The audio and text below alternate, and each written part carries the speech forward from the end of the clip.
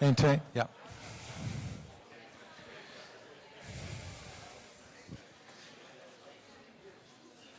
Okay, let's make a start.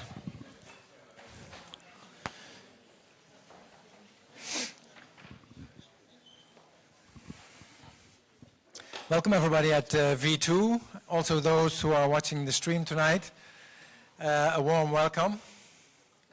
Tonight our program is dedicated to the recently published book, Machine Art in the 20th Century. I would like to show you one, but they're already sold out, so you have to look online. Oh, here's a copy, sorry. This is the book that has been published by MIT Press and which was written by Andreas Broeckmann, who will give you an introduction to the book in a minute. Andreas is from Berlin.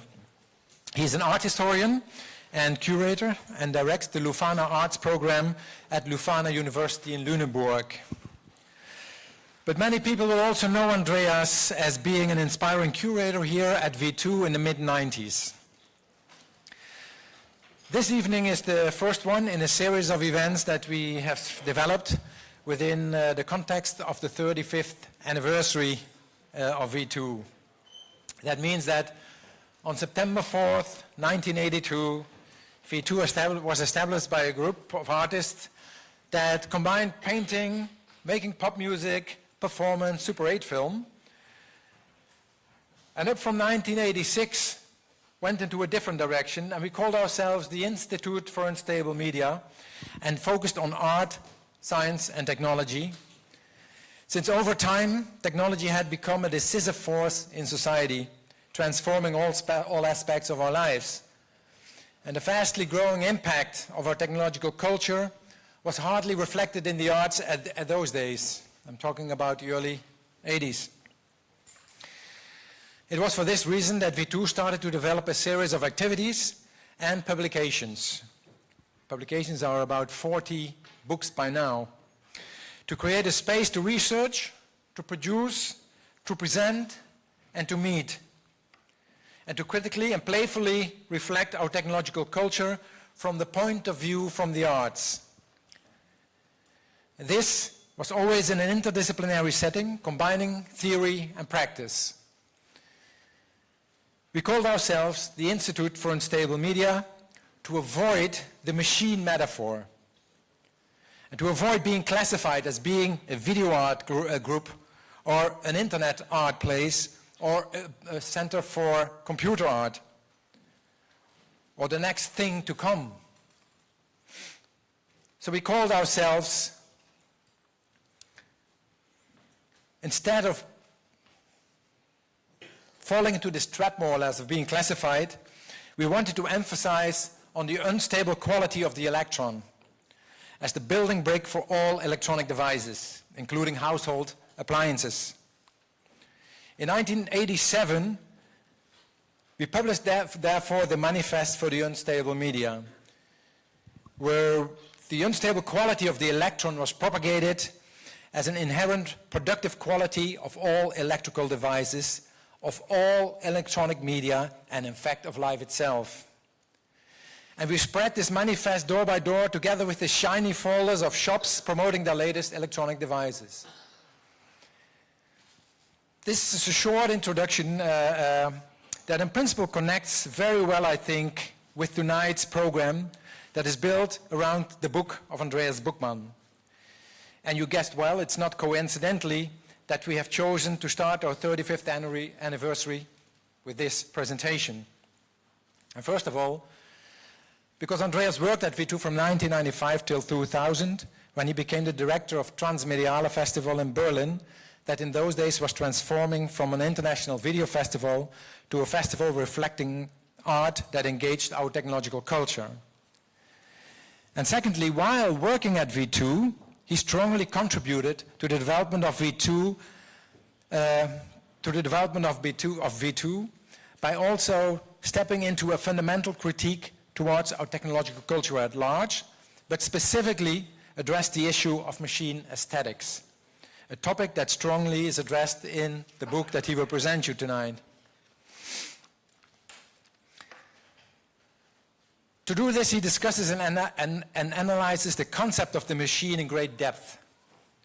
The machine in the book goes beyond being a regular mechanical device that performs specific tasks. Or, as he mentions in the book he presents tonight, he says, quote, "My exploration is an attempt to put the machine between inverted commas and to see how and as what it is being constructed at every instance." Tonight, Andreas will introduce us to the main topics of the book and zoom in onto a few findings. And to do this, and to make it a lively presentation and conversation with an encounter of thoughts, we invited 3 special guests for tonight that will join the presentation after Andreas has introduced us to the book. So the first person for this tonight is Eric Kluitenberg. He's an independent researcher and writer and teaching at the Art and Science faculty at the Art School in Den Haag. The second guest we invited is Dolphijn. He's teaching cultural theory at Media and Culture Studies at the University in Utrecht. And thirdly, we invited Annette Dekker. Annette is an independent researcher and curator. She's assistant professor, archival science at the University of Amsterdam and visiting lecturer at London South Bank University. Previously, she was researcher, digital preservation at Tate London and tutor here in Rotterdam at the Piet Zwart Institute. But many people might know Annette as being the curator, also working at NIMC in the past and Montevideo, which both have passed away by now. Annette Dekker will be the moderator for tonight, and she will fuel the conversation between Andreas and our guests Eric Kluitenberg and Dolphijn. And she will properly introduce you to the speakers after Andreas' presentation. After this part of the night, after the book presentation, we take a short break of about 10 minutes to take away all chairs and to prepare the space for the performances, first by JODI and Jan-Kees van Kampen, who will be introduced both at due time also by Annette. Then some practical points of attention. We cannot do these events without the generous support we get from the Fund of Creative Industry in the city of Rotterdam. But still, we need your support as well to make good public events for you. On our website, we have recently added a donation link. I don't know if you've seen it, maybe not, but I want to get your attention for that. And via this link, you can support us with small or big contributions. And believe me, we do need it to offer you a strong and challenging event. And to offer you our large international network that you can benefit from. So, after Andreas' presentation, Annette will guide you through the evening and debate of tonight. I would say, enjoy a wonderful evening. And let me hand the mic to our special guest, Andreas Broeckmann. Andreas.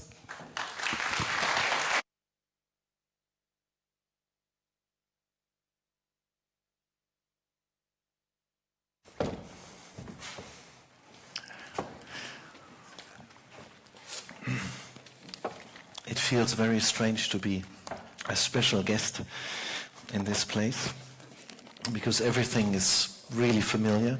Some faces are also familiar. None of you is aged, like myself.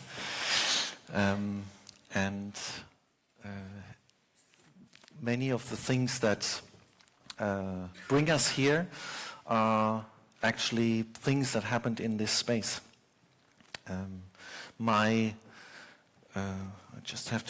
I have to learn because my screen for me is over there.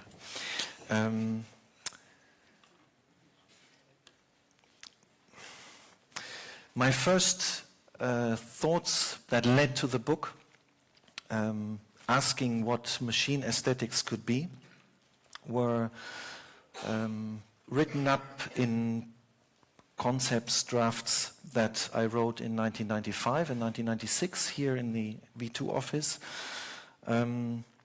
preparing for the Next 5 Minutes conference on tactical media. That would happen in January 1996. And then I put up the the text which I actually contributed to the NetTime ZKP3 for the Budapest Meta Forum, which had this idea of the machine aesthetics and aesthetics for the machine in a subtitle somewhere for the first time.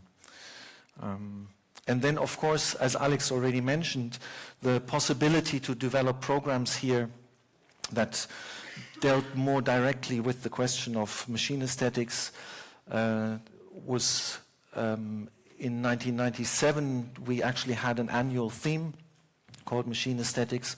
And as you can see in the photograph, Erik was one of the people, Erik Kluitenberg was one of the people who contributed to one of the seminars that we did in that context. And then, of course, the Deaf Festival in 1998 on the art of the accident was, at least in my thinking today, also a part of that whole exploration. JODI and Herwig Weiser, who were both in this exhibition at the Deaf Festival, they also appear again in the book and are very important reference points. And then, of course, the Deaf 2000 theme of machine times was again a way of trying to understand what this thing of the machine might actually be. Here at the V2, I encountered artists like Stellark or David Rokeby or Seiko Mikami, who became seminal for the book and for my thinking about machines and this relation between art and technology. And maybe one step back, when I was living in Amsterdam in the early 1990s, through which I also got to know the V2 at the time, I met Remco Schaar at a conference in 1993, and he actually gave me the first email account that I ever had. So my first email address was with the University of Amsterdam in 1993. Then moving forward a little bit, in 2005 I wrote a text which I gave as a lecture at the Media Art Histories conference in Banff, 2005, and then that turned into a book. And in 2007 I actually started working on the book. I just want to mention this to explain why some of those passages in the book appear a little bit dense, perhaps, but it's really 10 years of research that are concentrated in some of those passages. My time at the University of Leuphana in Lüneburg made it possible to actually write the book in especially the years 2013 to 15. And then finally in January this year, we had the first copies in hand. I'm very grateful to Alex and Joke and everybody else here at the V2 for the opportunity to present and discuss the book here in this space. I would like to mention Joke again because she was one of the people who read my manuscript, I don't know, 3 years ago or so, when it was really not finished. And she plowed through and was very, very helpful in getting it into the shape that you see now. And then this space is really important also for the artistic side of the book, because in that corner over there in 1998 was the not yet finished version of the Scott locator installation by Herwig Weiser, which we had to keep switched off because it didn't work at the time. It only worked 3 or 4 years later.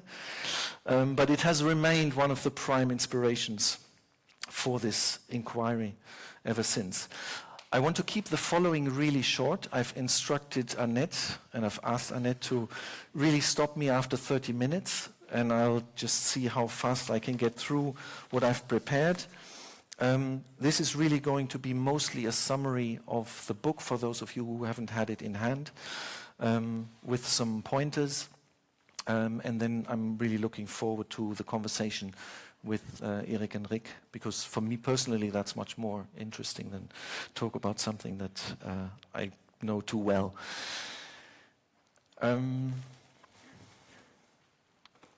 So this is what I want to do. These pictures at the bottom, you will find them in the introduction or in the prologue. They are works of art that were really inspirational. This piece by Maurizio Bolognini has been seminal for thinking about what the machines might be doing when we are not listening or when we don't know. Similarly, the installation by David Rokeby, Enchant, which was presented at the Deaf Festival, I think in maybe 2004. These are reference points which I start the book with. And then the first chapter is really a way of laying out the different topics. What is a machine? How is a machine conceptualized in the history of ideas? Where does this idea of machine art come from? And one of the somewhat frustrating findings was that this idea of machine art is not well worked out. There are only 3 proper instances or proper types where people have said this is machine art. Those 3 moments are quite different from each other. We have the Dadaists in 1920. We have the machine art exhibition at the Museum of Modern Art in 1934.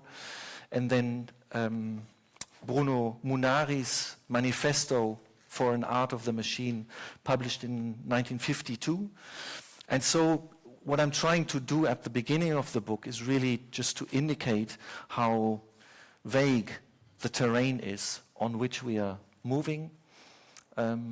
There's also a short chapter on machine love, because initially I always thought that the book was going to actually be about machine love, and the title was going to be in German, despite the book being in English, so I wanted it to be called Maschinenliebe.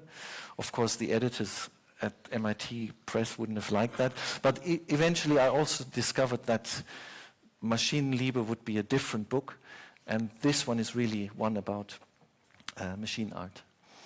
There's also the reference to the gender question, which we will, I think, come back to later, which I put into this short chapter on the machinists and the engineers. Then the second chapter tries to map the situation up to about 1968, because in 1968, many important things happened. One of those important things was an exhibition at the Museum of Modern Art curated by Pontus Hulten called The Machine at the End of the Mechanical Age, with a really fantastic catalog, which you can still buy online. And he basically mapped the whole field of artists doing things with machines, especially in the first half of the century. And when I first discovered the book, I was really frustrated because I thought it's been done already. But then looking at it more carefully, I discovered that he just created a big collection of things, and there's no chronological and also no conceptual order in that. And so, but for me, it was a very good stepping point to get into the discussion. And here, again, something that I would like to talk about more precisely in a moment. I started listing a series of what I call aspects of a machine aesthetics, which you can see here on the list, which I think are foundational for an artistic reflection or understanding the artistic reflection of technology in the 20th century. So those 2 are introductory chapters, and then I have 3 chapters, one about the algorithm, one about the image, and one about the body, which try to open up that chronology and go more deeply into specific themes. The first one about the algorithm starts off with a longer passage on the work by David Rokeby, because I think that he's one of the important artists who have engaged throughout his artistic career with building algorithmic systems in order to be able to experience that encounter with technology. And then on the one hand, I go back in history to works, for instance, like the CISP-1 sculpture by Nicolas Schoeffer from the 1950s, 1952, but then also forward to the robotic installations by Max Dean, or towards the end, Seiko Mikami's work, Desire of Code. And a little bit hidden in this table of contents are, we have the 5 aspects of machine aesthetics. 2 more I add in this chapter. One is the interactive and one is the autonomous. Again, something that I'll come to later. After the algorithm comes the chapter on the image, and here I have a dense but I hope interesting chapter about operational images, a concept by Harun Farocki. Images that are made by machines for machines, that are not made to be viewed by humans. And then other types of technical systems that produce images more or less autonomously. Again, David Rokeby is an important reference here, but also the works by Julien Maire. And I end that chapter with a passage on David Thomas, a Canadian artist, who I think is not enough recognized for his really important conceptual work in thinking about image technologies. The third of these is the chapter about the body. That is kind of strongly engaged with the work by Stellag. I have a really detailed analysis about Stellag's work. I hope it's not boring to read. And also I hope to be able to contribute some new aspects to it. One thing that I try to do there as well is to link Stellag's work back in history. So on the right you see Stellag hanging in a crane in Brisbane in the 1980s. But then there's a drawing by Oskar Schlemmer and a graphic work by Lisitsky. And in the book I try to explain how certain questions about the relation between the body and technology grow out of engagements that were already present in the classical avant-garde, and certain questions which are not fundamentally changed by the introduction of computers. Because this is always a crucial question, how do we write the chronology of the computer arts of the last 20 or 30 years? And I'm convinced that we have to go back to the beginning of the 20th century in order to understand the artistic concepts that also drive artists like Stellag. And that is then complemented by treatments, for instance, of the work of Wim Delvoye, Arthur Elsenar, and again Seiko Mikami, who in the deconstruction of the human senses went very far in some of her installations and is therefore also an important reference point for this questioning of the human body by technical systems. And just one curious finding that I made, I don't really know yet what it means, but these are images from performances that Stellag did in the mid-1990s. One of them actually happened in this space. I think on the occasion of the opening of the V2 in Rotterdam after the move from Den Bosch. And so there would be, there's Stellag on stage. This was an interface that he created in 1995 for people being able to manipulate his body remotely. I think this was at a site in Helsinki at the time. And then you have this drawing for the Parasite performance that he did. And these are typical drawings that Stellag makes. And then what I found was this. And this is from a patent that a Russian researcher in cosmonautics, actually Ari Sternberg is the guy who coined the term cosmonautic in the 1940s, I think. And he took out a patent for a system like this in 1931 when he was still working where he developed this in the United States and went back to Stalinist Soviet Union in order to be able to continue his work in cosmonautics. And he took out a Russian patent to develop these telematic devices that would be attached to bodies on the Earth, and they would be able to control and repair things on unmanned space stations. And of course the similarity is striking, and I think it has something to do with the idea that the body is not part of a full individual, but that the body is just another tool that can be connected to distributed technical systems. This is close to Stellark's idea, and this was probably also a necessary idea that Ari Sternfeld had to develop.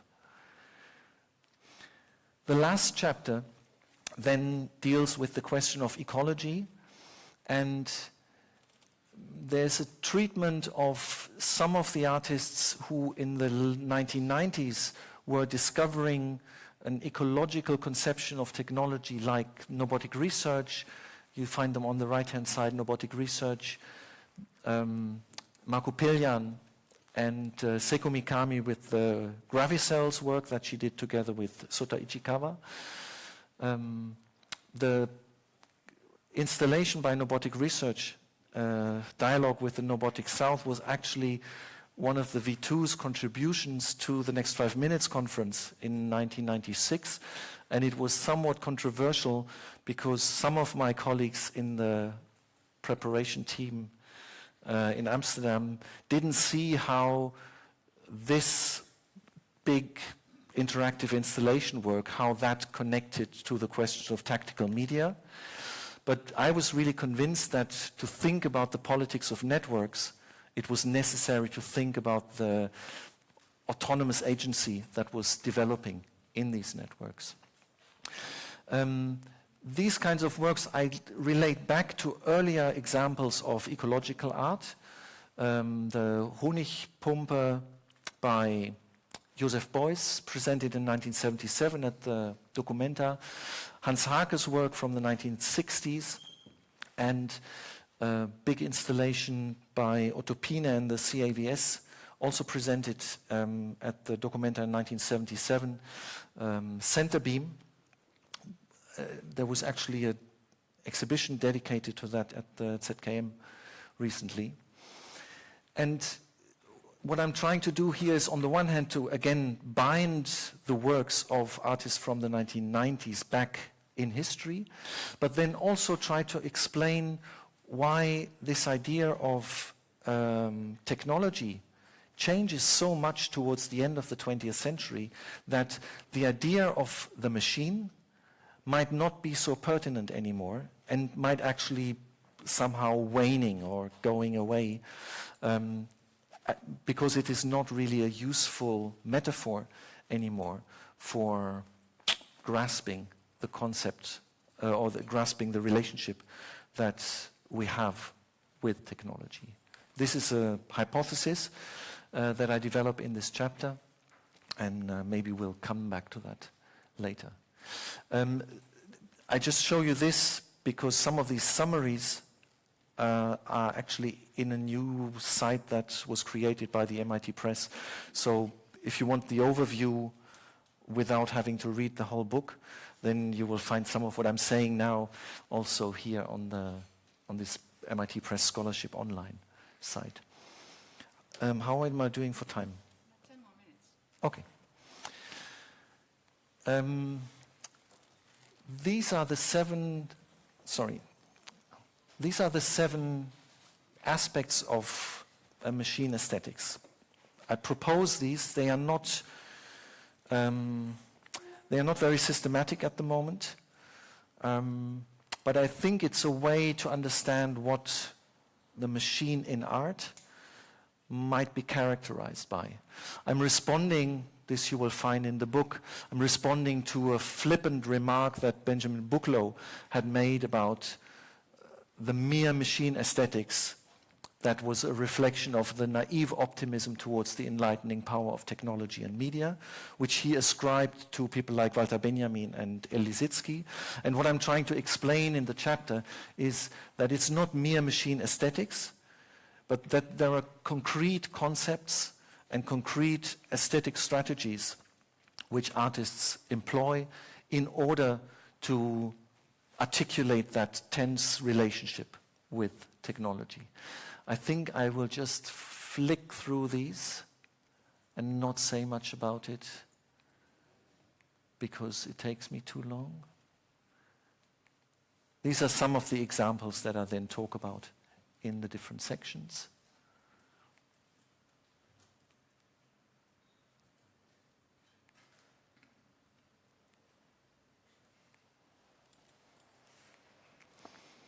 Because I want to briefly spend a moment on this conception of what a machine actually is that I develop myself, or that I propose. The problem when you look at the literature on machines is that you find many different definitions. And everybody uses his or her own understanding of the machine as though it was universal. So two classical ones are the idea of an isolated technical object, what Gotthard Günther calls the first or the Archimedean classical machine, the steam engine. And the second is a cybernetic device or system, which he calls the second machine. That's a machine that controls itself and that steers processes without producing things itself. But then there is also the mega machine, a concept developed especially by Louis Mumford, but similarly also used in the terms of apparatus or machinery by writers like Karl Marx or Louis Althusser. Then there's the mathematical machine, we think of in relation to Alan Turing in particular. And then, since especially the 1970s, also the idea of the autopoietic machine, which was first conceptualized in relation to biological systems by Maturana and Varela, and then picked up by Deleuze and Guattari. So all of these are used in parallel when you look at the literature from the 1980s until today. And I thought, well, either it doesn't make sense at all to use any of these, or to use the word machine, or you always have to say, okay, I mean the machine as in, or there must be something else that draws all of these ideas of the machine together. And I take a cue from a text by Giorgio Agamben on the apparatus. And what Agamben says is, I read this, I shall call an apparatus, and you can look at the sketch above to see whether it's an accurate diagram for what he writes. I shall call an apparatus literally anything that has in some way the capacity to capture, orient, determine, intercept, model, control, or secure the gestures, behaviors, opinions, or discourses of living beings. This is his definition of the apparatus. And he says that there is a subject. The subject is that which results from the relation and, so to speak, from the relentless fight between living beings and apparatuses. So here the apparatus is not a technical thing, but the apparatus is something that brings forth subjectivity as it kind of works upon living beings. And I think that the machine is connected to this type of apparatus because the machine is that concept which we draw up when we try to speak about the apparatuses that produce us as subjects. But we cannot speak to the apparatus directly, and instead we call something a machine. And I think that this concept probably works for the 5 different types of machines that I showed to you earlier. It shows, I hope, that the machine is not a technical, but a social category. It's a symbolical concept and not the descriptive term for a concrete class of technical items. And also important about this is that whenever somebody speaks about a machine, or whenever you see the word machine, it is not only always coupled with the idea of the human. There is no mention of the word machine without there being a human in the next sentence. Try to prove me wrong, please. And it is always a subject that speaks of the machine. To be honest, I'm not sure yet, I'm not totally sure whether it's true, but I think it's an interesting theory, and I'm not sure what it means, so I'm looking forward to having conversations with theorists of subjectivity who can pick this up. But there are certain consequences that this then has for what might be machine art. I'll skip that as well. I'm done. I just want to mention the fact that in the book you will find that there's almost only men, almost only male artists, and I really did my best to find strong positions of women artists who are also engaged in building machines, not only using them. And I didn't find many. Seiko Mikami is an interesting exception. And again, I'm very open to a discussion, how gender biased I am, or how gender biased the methodology is that I use. But I think that underlying this is a mythological structure that connects a particular engagement with machines to Western ideas of masculinity. So the myth of the machine is a myth that is connected to masculinity, so that it is more likely that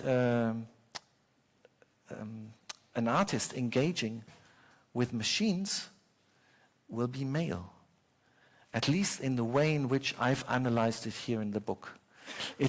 I'm irritated by having to say something like this. I find it embarrassing, but in the book I have this section where I try to describe this myth, or begin to describe this myth in relation to the bachelor machine on the one hand and the cyborg on the other, and I hope that we can discuss that later.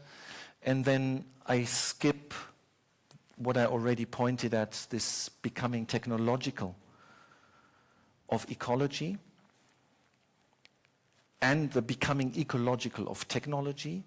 And this process means the waning of the machine concept, because the machine is no longer an opposite that can easily be referred to.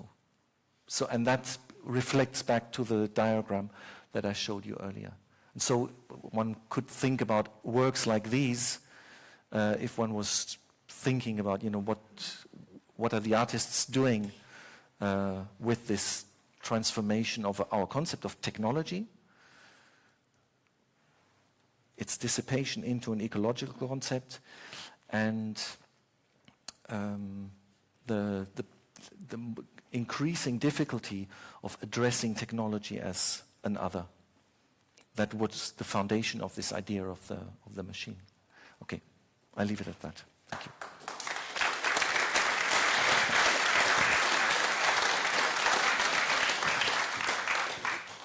Thank you very much, Andreas, for a very concise and very clarifying, I think, introduction to what I can only say after reading the book is well worth reading it, because it's a tremendous, in-depth, clarifying, giving new ideas, exposing things.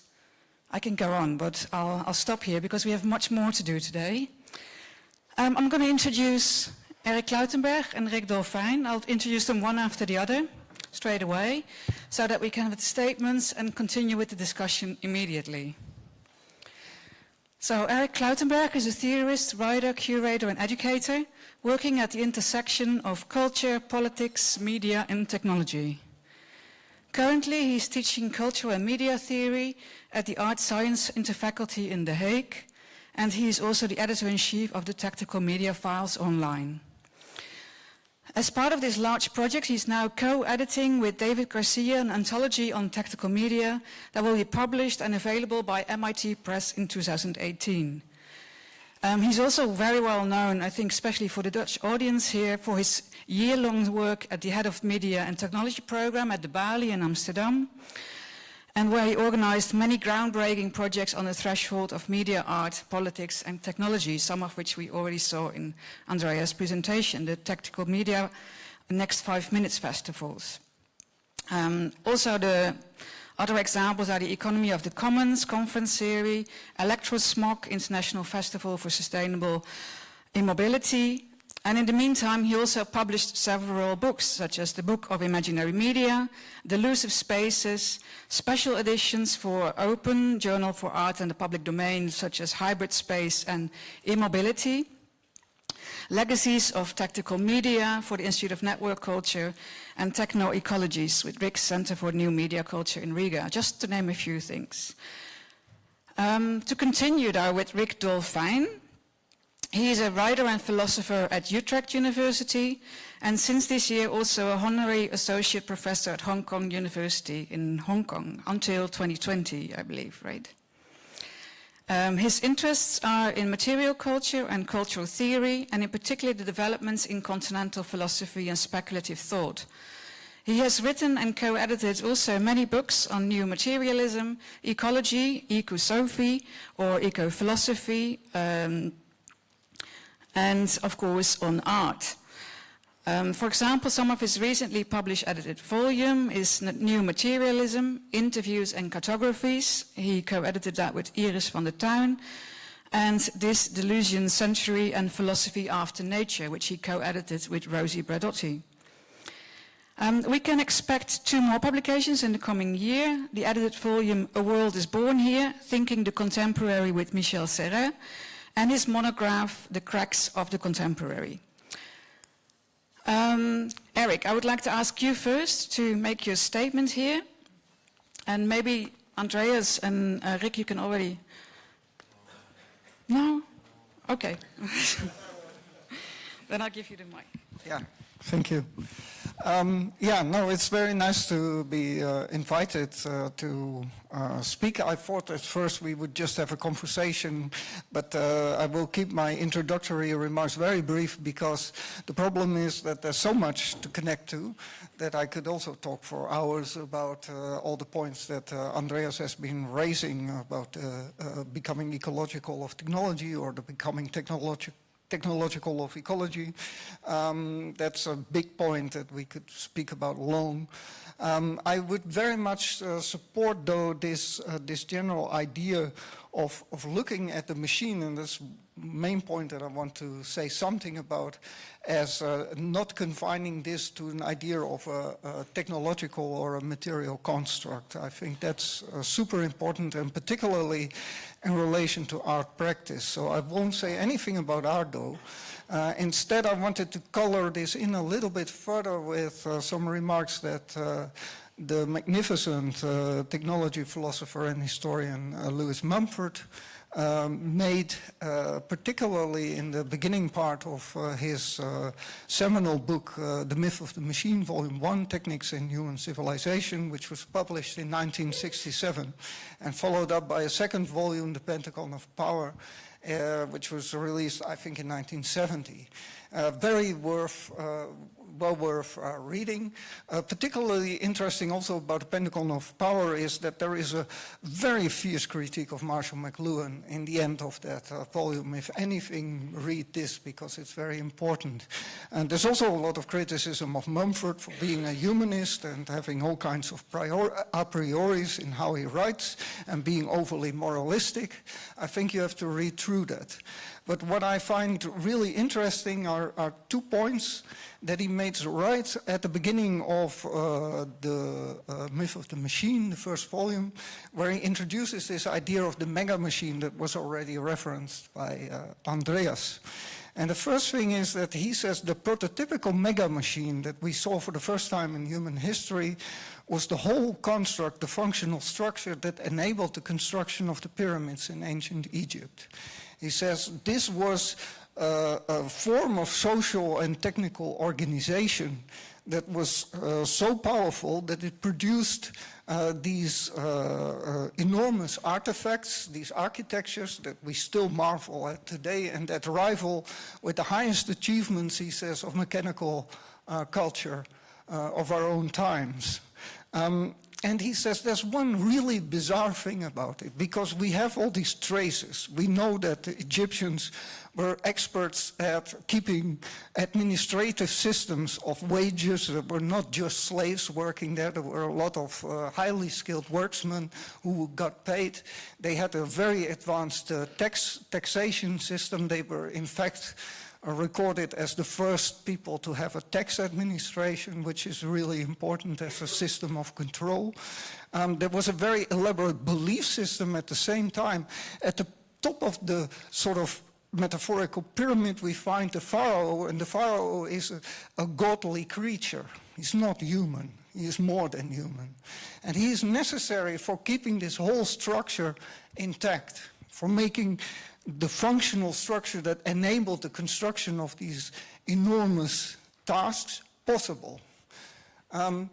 We have images of the construction of the sites and so on, but there's one thing that no archaeologist, no historian ever found, and that was traces of the actual technology, of the machine that created these enormous megastructures. Now, how is that possible? And he says there's one very simple explanation for this fact, and that is that this machine, this mega machine, the prototypical mega machine, is entirely composed of human parts. That's how he describes it. So it was entirely a human endeavor, which means the machine here is a system of procedures, is a system of control, but entirely social. There is hardly any technology involved, some basic tools, but tools are not really machines. Already earlier, Mumford had distinguished tools are things that lend themselves to direct manipulation of a material. Machines are geared towards automated action. And there's a very big difference between the two. We do not find machines in that sense as technical material objects, as we understand technology in the narrow sense, in this context of the construction of the pyramids, for the simple reason that the machine was composed of biological and human parts. So it shifts immediately to much more complex socio-technical arrangements in which over time the mechanical and then the electronic and ultimately digital, and now we move into the biotechnological components, became more important inside the mega machine structure. But they are still composed of all these different elements, which means that if you talk about a machine, indeed, as Andreas has explained, you need a much broader conception. That's the one thing. The other thing is, what is driving this machine? And there he also has a really remarkable insight. He says to look at humans primarily as tool-making creatures, animals, is wrong. That will not tell you what is driving human civilization and what is driving ultimately, therefore, also technological development. Instead, he says, it's the oversized human brain that is the thing that drives this mega machine. This oversized human brain produces so much mental energy that when the basic functions of gathering food, shelter, sex, and those kind of things are taken care of, there's an enormous surplus of mental energy that needs to be, we would say in psychoanalytic terms today, displaced into something else, into other activities. And this gets displaced, first of all, in social forms, in the construction of social forms, like the human biological mega machine that created the pyramids, and then gets displaced into technical systems in a more narrow sense. You know? And so he says this incessantly active human brain, this is what is powering those machines. And this is these two observations, I just wanted to mention them to color it in a little bit more. I think are really super fascinating to think through the relationship to these complex apparatuses, if we use a common term, that we are actually speaking about here. So that's where I stop.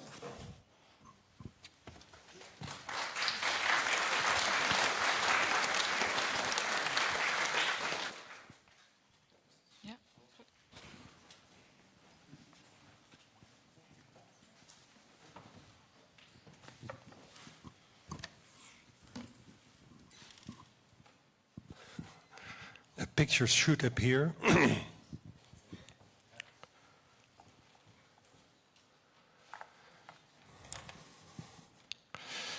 Yeah. Thanks for the invitation. Thanks for a wonderful opening. I have a short footnote, which I hope will kind of be a nice starting point for at least a part of a conversation. It has to do with one of the issues that Andreas briefly mentioned at the end of his introduction, and it had to do with masculinity, femininity, and the way in which that is somehow linked to our idea of the machine. Now, when I was preparing this presentation, I was thinking of this particular installation, which is from Atelier van Lieshout. I was in the atelier, some kind of an open day, I don't remember anymore. And this was part of an installation. There was a second thing like this. He called it the Mechanical Turk, 2015. I have no idea where it has traveled since then. These are huge heads. It's quite a big thing. So two of them opposed to each other. They're very mechanical. They move in many directions at the same time. You still see that there are heads, but so you see a bit of a skull there. They respond to one another, and they also respond to the public. And what I found very interesting is that there is a moment, so every few minutes, I guess. So between the responsive activities, kids are running around making all kinds of noises, which are being repeated. But then all of a sudden, the machine or whatever it is takes control and says, "I am the master." Now, I find that a very interesting line, especially in relation to what has been said here and what can be read in the book. Because the question of mastery is, I guess, very important. And Andreas was talking about different ideas of the machine. You can distinguish 2, you can distinguish 5, I guess you can distinguish 100. And you added to that the idea of the apparatus in that sense is much more kind of useful to understand the many different ways in which these machinic constructions operate and in what way we play a role in this. So I guess rethinking what this installation is kind of bringing about in relation to your idea of the apparatus, I would suggest that rethinking masculinity and femininity, there might be 2 forms of apparatuses.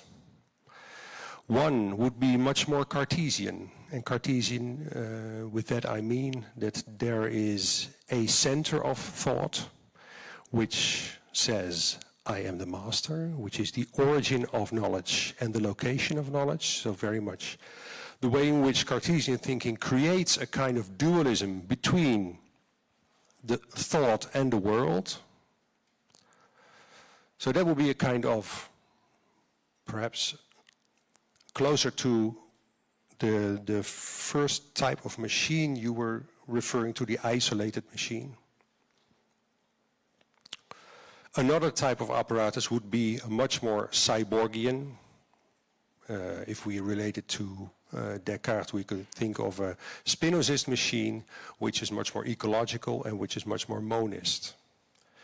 Now, the reason why I make this distinction is because it allows us to, I guess, make more sense of the critique that came from feminist thinking, like you quote Donna Haraway, you quote and Catherine Hales, on machinic thinking, on the idea of the machine, which very often has a kind of an ideal in it of the center of power, of a position of control.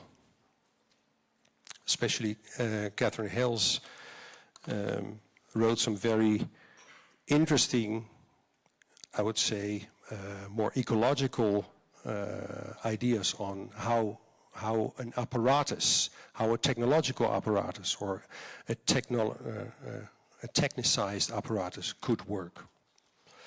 And Donna Haraway's term, the Cyborg Manifesto, where she thinks of the female as a cyborgian, is in that sense also, and you refer to that too in several instances in the book, is very interesting because here the machine is not so much positioned as the center of power, but much more as a way of moving away from the humanism that has been occupying our thinking for so long. So the machine would then be much more be, or the apparatus would much more be a way of moving towards a post-human position, which of course would be much more appealing to feminist thinking in terms of Haraway.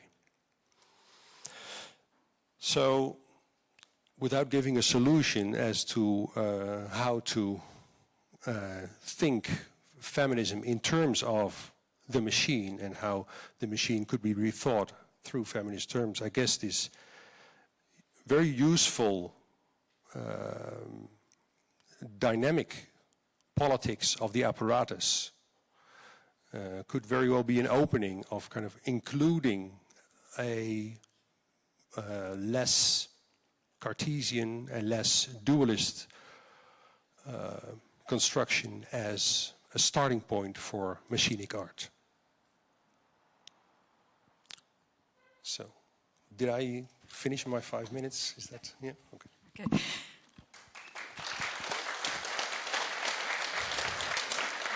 So we're gonna shift a little bit the chairs and everything, so we've got a bit more space, and I'd like to ask you to take a seat. In the meantime, we've heard already quite a lot of difficult things, perhaps, quite a lot of new things, perhaps also for some people, some old things for other people. I hope you're not intimidated. Also, when I was reading out my biographies of these people, I was thinking like, oh my God, yeah, this might be intimidating, and I hope it's not. I think if anything comes out of the book as well, it's very open for everyone, and indeed, as has been stressed already, it's about the social. So I'd like to make this about the social as well, and that includes you.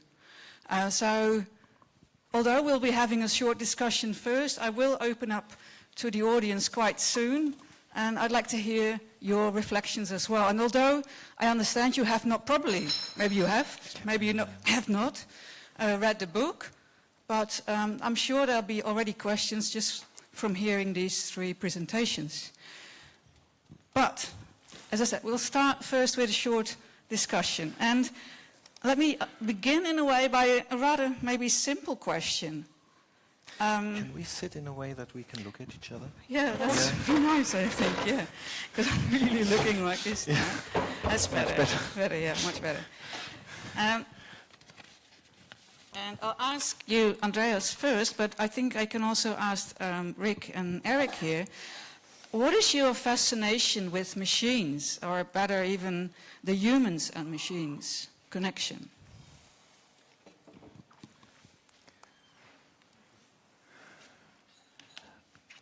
My fascination comes from the the strangeness in the encounter with these artworks that have always touched me very personally, and I wanted to understand that sense of irritation.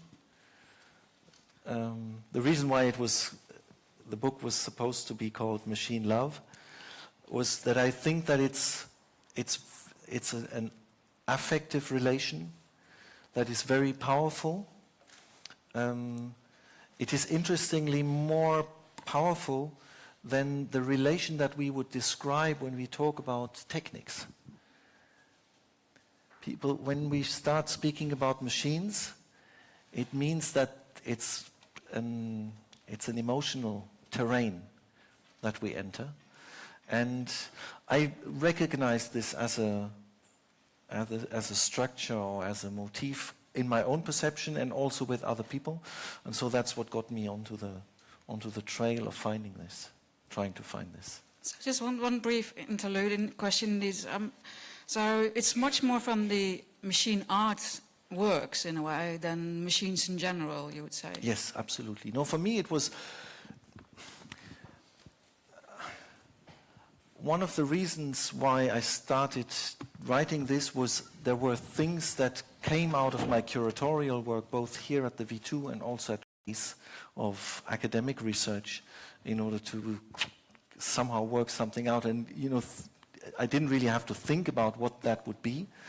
But it was very much the desire to understand the aesthetic aspect of this encounter with technology that is given to us in the artworks. And initially, as I said, these were the artworks that I found, for instance, here in the 1990s. But then my art historical interest was also to not only look at those years and not look at them in an isolated way, but to try and understand what that meant in a more art historical, broader perspective. And there would be another book, this will just be one sentence, don't worry. There would be another book that could be written about the question why there is nothing similar to the lineages that I describe in the book in the 19th century, which is really weird because the 19th century has all these huge technical infrastructures being built up, but the images that visual artists produced to reflect on that, they fit on one screen. I can show you if you're interested. It's really very small number, and suddenly in 1909, with the publication of the Futurist Manifesto, this is somehow a sea change. And there again, there's an art historical question for me. How does the art relate to a technical development? And how does that affect people in trying to get to grips with the relationship that we have with the technologies that we use on an everyday basis? So it's through the arts into this broader question of what technology means in our lives. Yeah. Yeah, for me, it actually links to what you were saying, but in a strange way, because I would say that for me, the whole concept of machine has a very Marxist origin. So the machine for me refers to the modes of production. And I'm also very fascinated by the futurists and by all of the manifestos that they produced. Especially also in a response to Marxism and to, of course, the politics of speed that they were so fascinated by. And so for me, art comes kind of as a, not so much as a response, but as a way of dealing with the machinery of the times and showing how different and experimenting with different forms of machinery. So, but in the end, it's Marxist. Yeah, for me, Marx would definitely not be a reference that I would bring up here. So what fascinated me about this engagement or maybe battle with the machine or the apparatus is an interest that comes really from the arts. And for me, what, if anything, is the arts about? It's about taking subjective positions.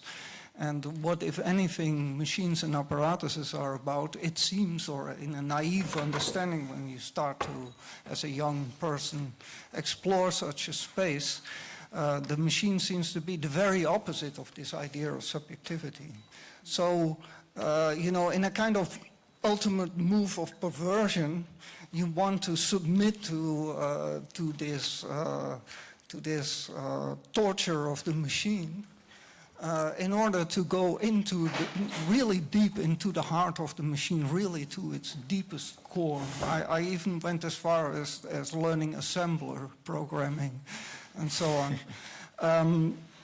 Only to find that as you start exploring also the histories of the machines and media, technology, something what somebody like Zelinsky refers to as the deep time of the sciences and media and the technologies and the arts, you start to recognize that actually these machines are deeply subjective on many levels.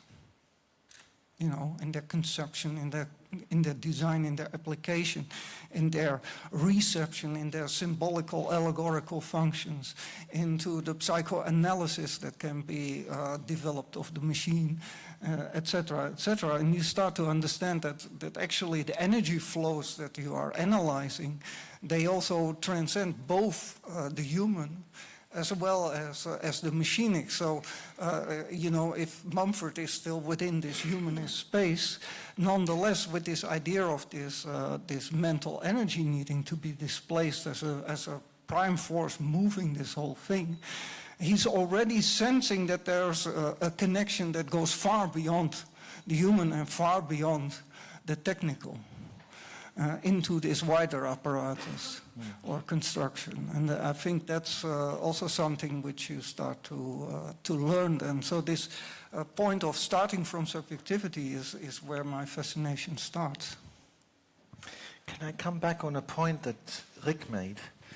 And I don't know whether this is contentious, but I would like to ask. I really liked your differentiation between the Cartesian and the Cyborgian concepts of the apparatus. And as you affirmed, I think what I'm trying to do with the analysis, Alex also mentioned that, I want to really insist that we put the machine, the word machine, in inverted commas and become uneasy about its use.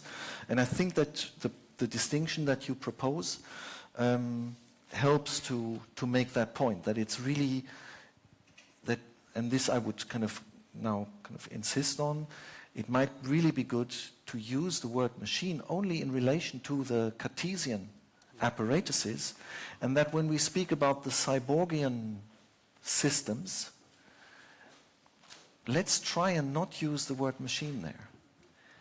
Because they are not machines. The machines are the other thing. And I think that part of the confusion in our conversations, in many conversations, is that people are not, they don't take care about the use of the word machine in that instance. And so suddenly then we don't know anymore what we are speaking about. And I think if we reserve the word machine to that Cartesian concept of technology, and not speak about the Cyborgian as a machine, that would be really useful. But where is the idea of constructing technologies in the Cyborgian conception, for instance, you know, in Donna Haraway's work? Or, you know, if you look at the feminist literature, this is what I'm trying to do in that short chapter. If you look at the feminist literature, it's interesting because it carves out a different type of subject position in relation to technology.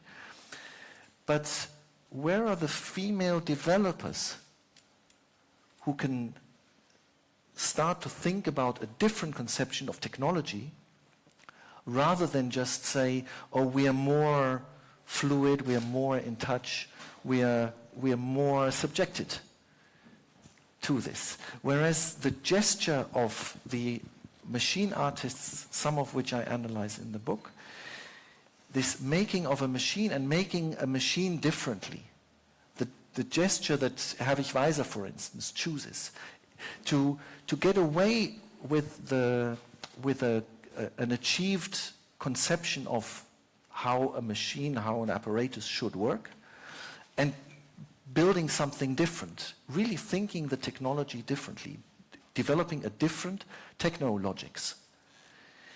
Where is the space for that in the Spinozist concept of techniques? That's a very good one and a very important question.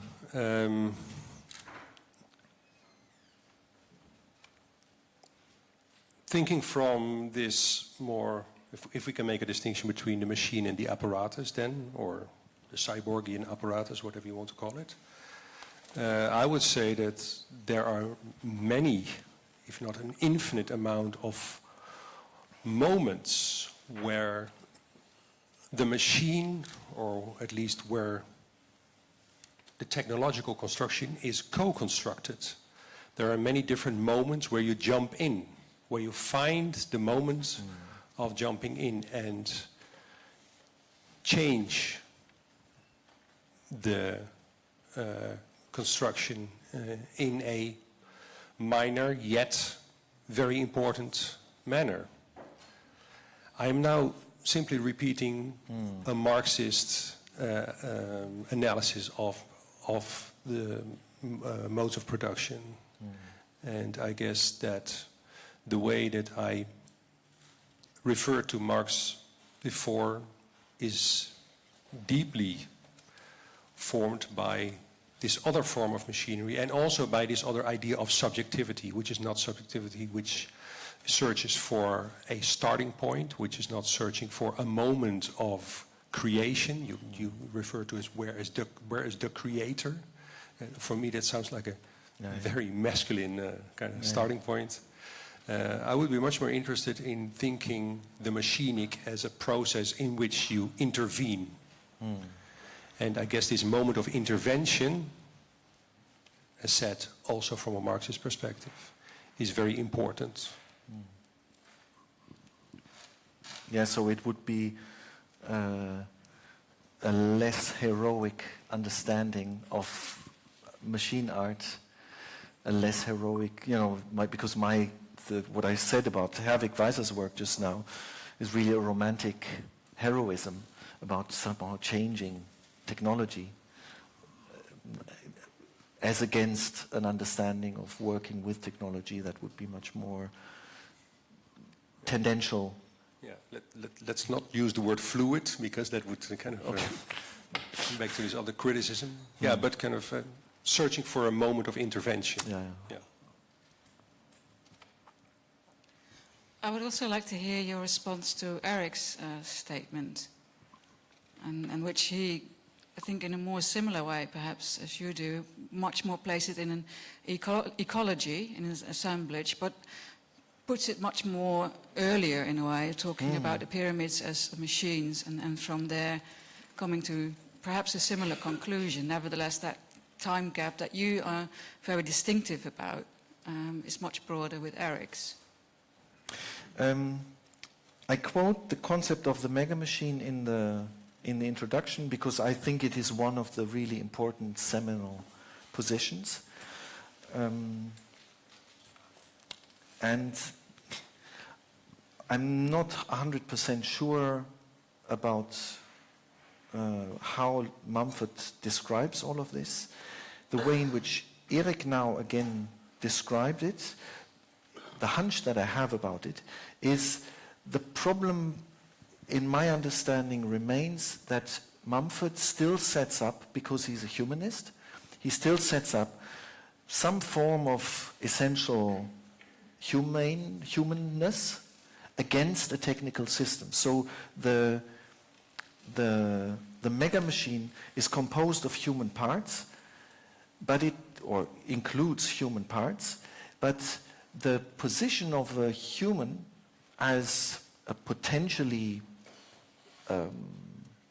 separate individual is somehow preserved in that theory. And I think that maybe with Gilbert Simondon, it is necessary to think the human, and that includes our subjectivity, that which says I. This, what we call human, I think is always already the result of techniques. It begins, for instance, with language. Language is a technique that already includes that displacement. So there is nothing there's no substrate that remains when we analyze the technical infrastructure, the systems, you can call it anything, that produce this subjectivity. That's why I'm so intrigued by this diagram from Agamben, because there is nothing, there is a living being in this diagram, but we know very little about it. That which can begin to speak as a human is already a subject that is constructed by those apparatuses. And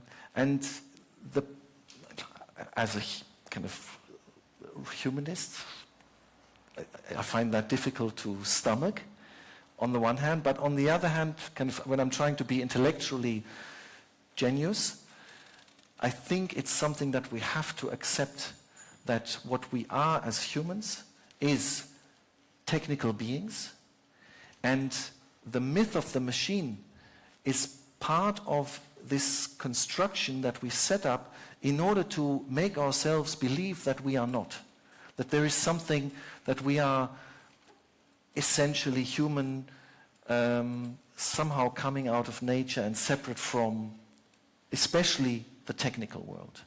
And I think Gilbert Simondon is somebody who explains how humans and techniques co-evolve,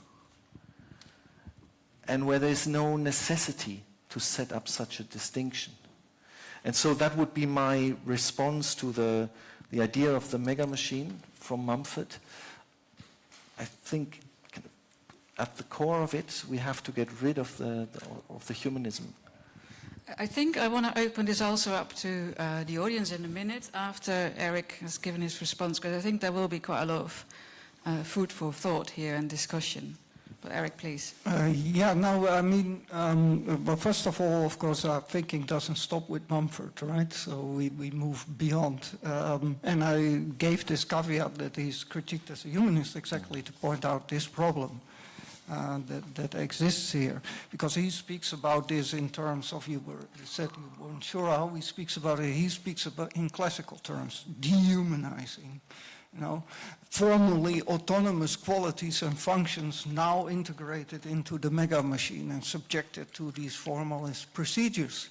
Nonetheless, he is one of the first to understand these very broad socio-technological assemblages that appear here, that far transcend the human, biological, and the purely technical. To understand this larger picture. So in a sense, he is already undermining his own argument or his own position as a humanist by presenting something that is far beyond that position. Also Deleuze and Guattari even refer to Mumford and say, our idea about the machinic phylum is very much inspired by the mega machine of Mumford. While ethically, politically, they couldn't be farther apart in their positions, almost. And you are much more, Rick, able to comment on that divergence, let's say. So that problem is very much there, and it's where the limitation of Mumford's ethical a priori becomes really interesting because it highlights exactly this problem. Are there any comments from the audience? Here, I got it. It's two questions or comments in one, if this microphone is properly functioning. The first one is going back to your conflict between Cartesianism and posthumanism. Well, isn't there actually a lot of machine art that falls into the second category? Namely, if we think of cyberfeminism, but also what became of tactical media, where there is a lot of work, for example, even literally with generators. For example, NetArt generator by Cornelia Solfrank, or the machines constructed by the Institute of Applied Autonomy, which, however, do not have the function to reflect on the machine in the Cartesian sense, but actually to make reflections on identity, on society, on politics, etc. So that would be question number one. And then linked to that question, isn't that sort of art, doesn't it fall off the radar of your book, Andreas? That's my question. And the other question is, if you say it's astonishing that in the 19th century we actually do not see depictions of the machine world that people were surrounding themselves with, but at the same time, I think rightly you refer to Mumford and others and to Agamben to, let's say, expand your notion of the machine. Isn't the whole art system and isn't the museum system as it was constructed and instituted in the 19th century such a mega machine? And isn't that the machine art that we should be looking at? That's also what Hito Steyer, by the way, suggested, so it's not my original thought.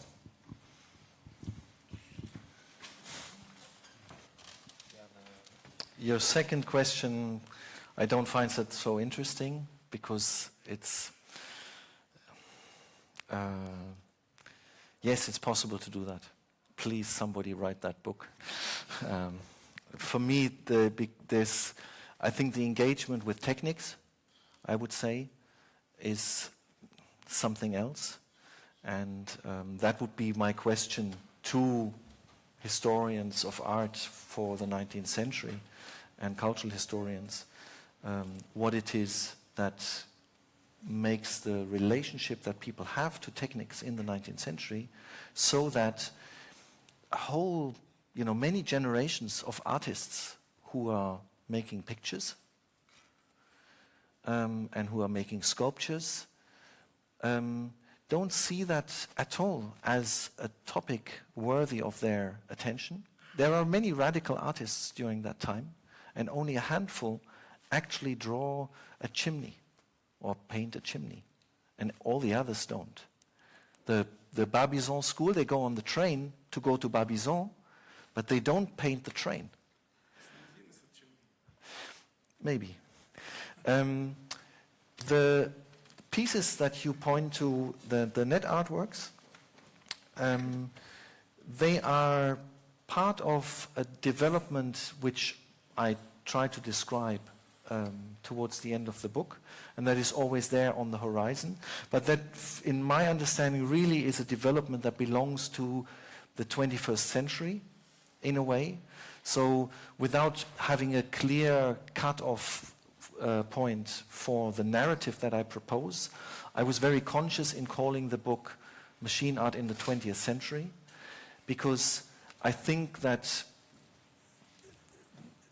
the core of this engagement with technology that I describe as machine art, or that I try to get a handle on, is really, it has its base in the 1910s and 1920s. It has maybe its most complete moment in the works by Jean Tinguely around 1960. And since then, we not only see artists continuing to work and question the role of technology in their world, but we also see, with the growing of the ecological movement, with the growing of what Jack Burnham called systems aesthetics, with conceptual art, with the beginning of what are net art, we see the growing of a different conception of what technology actually is and how technology can be addressed. In the case probably of both the net art generator and the projects of the Institute for Applied Autonomy, I would dispute whether it makes sense at all to speak about those projects in relation to the machine theme and not see them as media art. But this might be a more academic discussion that we can have over a beer later. And because I think that, that there were two important choices that I made about the book. One was make it historical and not try to speak about 2015 or 2017. I think really we are in a different realm now. I think there's also a different space for engaging with technology today through the network technologies, through 3D printing and those movements. There is also the danger of not being able to open your smartphone anymore. So there are positive sides and negative sides to current technological developments, but this is, I think, really a significantly different situation that we are in today in comparison to the development that fades out sometime in the 70s, 80s, and 90s. And of course, there are still people building machines like this, the work that Rick showed us from Atelier von Lieshout. But these kinds of things are present throughout the 80s and 90s, and I think, like the work that Tanguy did in the 1960s, they are somehow late in a reflection on the way where technology currently really is. But I want to ask something, because I had this problem also, and cyberfeminism for me is like 90s, so that's still 20th century, but okay. Yeah. Let's reserve that one for the glass of wine afterwards. Don't you think that there is a particular role or some kind of challenge for artists now to deal with the disappearance of the machine? And by that, I just want to qualify that a little bit. That's a short question. It's this weird thing that as all kinds of technological, in the more narrow sense, infrastructures start to become omnipresent, present everywhere, envelop us in all kinds of ways, to a large extent invisibly. Thinking of wireless networks, for instance, that's the clearest example, that become more and more powerful all the time, and yet remain entirely invisible, yet we are all immersed in them, and they control the organization of social lives and individual lives to a certain extent. It's very difficult to manage it. And it's so weird that when that happens, actually the machine, as we understood it, this mechanical device, completely disappears. Nothing replaces it. There's no visuality. And without being able to see the infrastructures, they also become even more difficult to engage. So politically, this is an enormous problem that we're up against. And I somehow feel, still coming from this kind of technical media background, that there is a political challenge here. Yeah.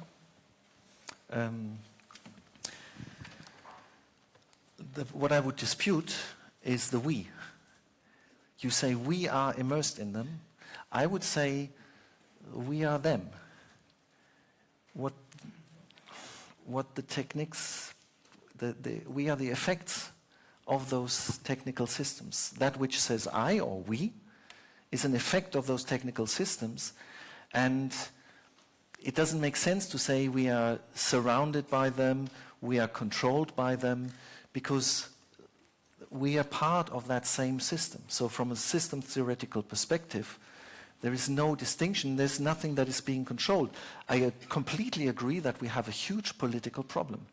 And in the book, somewhere in a footnote or kind of just a side remark, I suggest that, we understand biopolitics. We understand the problem of the proposal that Foucault and others made of the challenge of biopolitics, the control of life, not only the control of the way people work and the way they move, but the control of life, and life itself becoming a political, an object of politics. And I think now we might be confronted with what we could maybe, in this context of the ecologization, call ecopolitics. Not in the sense of cleaning up the world, but a techno-ecology which becomes invisible and which defines what is possible as political thinking. And as I say, I don't know where a radical post-humanist position would be, from where to speak. I think that Rosi Braidotti has ideas about this. I read her book, and I don't understand how that becomes a powerful position, but maybe I just don't get it yet. But I think that there's a real challenge to find positions of political subjectivation from where it will become possible to develop a politics for the way in which we live together, but one that does not fall back behind an understanding about the techno-ecology in which we are implicated. But do you have any suggestion on where we draw the line, in a way, between this sort of instrumental machine thinking, where it ends, and where our own corporality begins again? There's nothing that you can say about your body that is not so much implicated in the medical discourses of the 19th and 20th century that I don't think that, maybe through meditation. But would you see any examples of that in the artworks that you described, that you can think of? Well, those really hint at also going beyond that sort of binary that we're talking about. That binary that might not be existing anymore. How can we go beyond that? I can just throw in a name, and I don't really understand his work so well. That's Martin Hauss. On the last screen that I showed, Martin Hauss is working on the Earth computer. And so he's wiring up the planet with very simple technical devices, and he's picking up signals. And so I think he's somehow trying to get a handle on this system on a planetary scale, the techno-ecology on a planetary scale, which is, of course, from a, if you think human scale, it's pretty utopian. But I think he's doing it as a gesture of not giving in to this submersion, but as a way of kind of reconnecting into these systems. That's the one thing that I can think of at the moment. I think that a lot of artists who are working with science, technology, what have you, they are very affirmative of the technical systems that they are using, and they fail to cause the confrontations that we need in order to have that reverberation, that irritation, in order to understand something. I also had the feeling that in your book you're quite pessimistic indeed, in a way, exactly what you're describing now, and how to go beyond a mere productivism or heralding the machine, and be more deconstructive, be more the deconstruction. You even end the book by the accident, in a way, and that you really claim, like, well, there's almost a need indeed now for a complete reversal of that productivism that's been going on so long, and into a discussion with the machine through deconstructing the machine for building new machines. Is that the answer that we need to provide here? No, I'm not. I think the idea of building new machines is not what I want to say. I think that we are in a situation where that concept of the machine as it was pertinent in the 20th century is something that is really of the past, which does not mean that there's nobody who can use the word anymore, but it means that it's somehow, in order to understand the techno-ecological situation that we are in, we need a different type of understanding of our implication in those systems. And one way of doing that, I think, is by addressing those myths. I think that that's why the gender question is so important, because also in what Rick was just saying, I can see that there's a path for me to think about technology in a different way. Getting away from this more heroic engineer style of engaging with technology. But I have great doubts about the maker movement, for instance, because there's an idea of control that is expressed in some of the projects that I've seen there that is completely unfounded, and I think really kind of a misconception about the bigger structures within which these things are developing. But as I say, I see the book very much as a description of a historical situation and an invitation to think how much of that historical situation is still relevant today, and what this other situation, what those other visibilities could be in our current techno-ecological setup. Is there any questions or comments or stories from the audience that you want to pose to Andreas while he's still here and not back to Berlin? We grab him at the bar. Yeah. Well, with that last remark, I think there was already a lot of talk about drinks at the bar that needs to be discussed any further. I want to ask you, though, again, if you have any comments from what you've heard now from Andreas, his responses again to both of you.